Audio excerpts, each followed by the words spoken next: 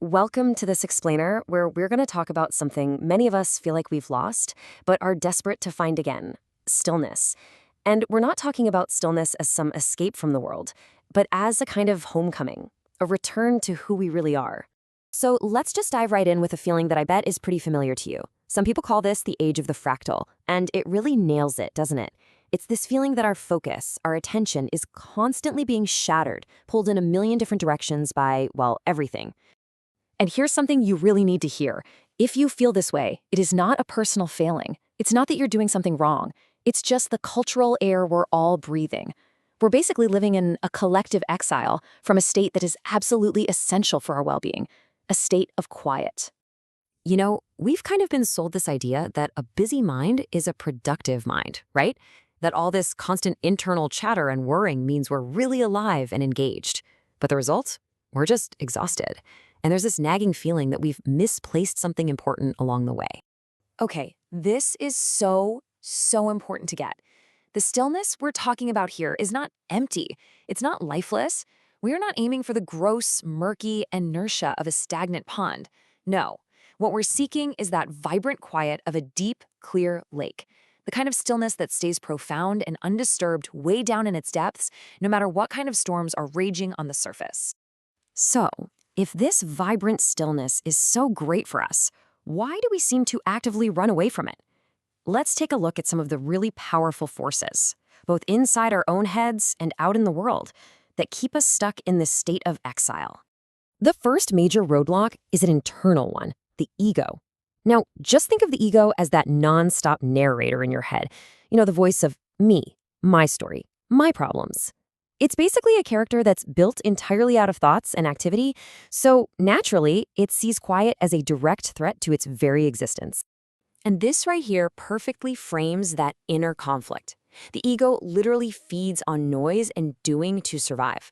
Stillness is its kryptonite. The ego is constantly fighting to prove that it's a separate, special individual, while stillness just gently reveals that we're part of a much more spacious, interconnected reality. And of course, the outside world doesn't exactly help, does it? We're surrounded by technology that is literally engineered to hijack our attention, and we live in a culture that treats being busy like it's a badge of honor.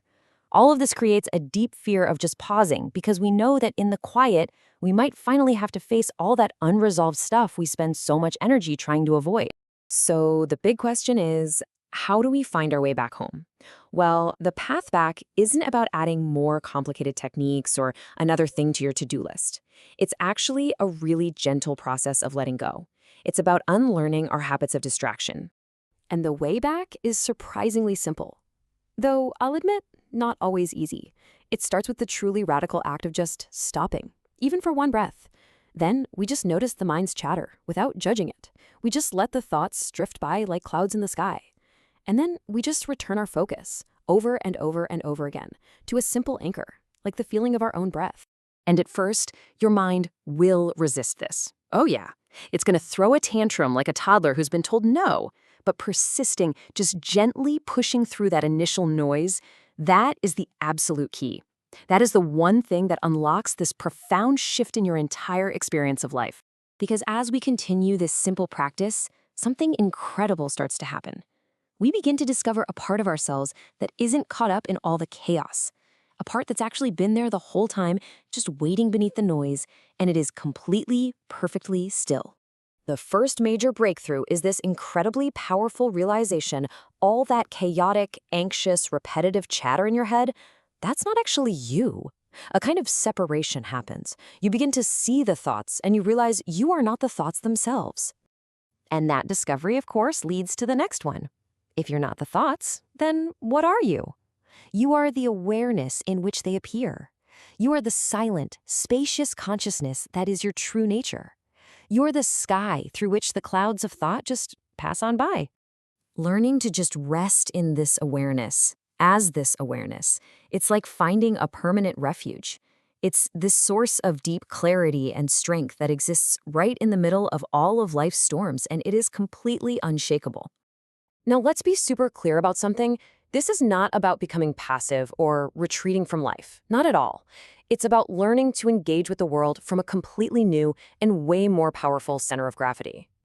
So when we learn to act from this still center, our actions just naturally gain a whole new quality. We become more present, more precise. We find that little bit of space we need to respond thoughtfully instead of just reacting all the time. Our compassion deepens because we really start to feel our connection to everything and everyone around us. And this is the ultimate paradox, isn't it? It's like a spinning dancer who's most stable right at their center, or a samurai whose mind is calmest in the middle of a battle. We find our greatest power and our best balance right in the heart of life's motion. True stillness is dynamic. Ultimately, this journey home is a choice. It's a pretty radical act of reclaiming our own inner sovereignty from a world that is constantly demanding our attention. So I'll just leave you with this to think about. In a culture that never, ever stops shouting, what if the most revolutionary thing you can do is learn to cultivate your own silence?